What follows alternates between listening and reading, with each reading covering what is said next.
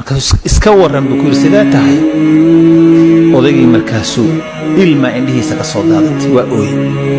dhakhtarku adeer maxaa la ooyeysaa adoo tacbaansan oo kaar badani ku hayo ayaa lagu keenay waa lagu dadaalay operation fiican baa ilaahay naga ka dhigay waa lagu guuleystay ma sha Allah si wacan baad imanka kaadidii kaaga imanaysaa leesh maxaad u ooyeysaa maqaalad cajiib ah buu ku jawaabay oday wuxuu yiri maalintaan dhashay oo dunida imi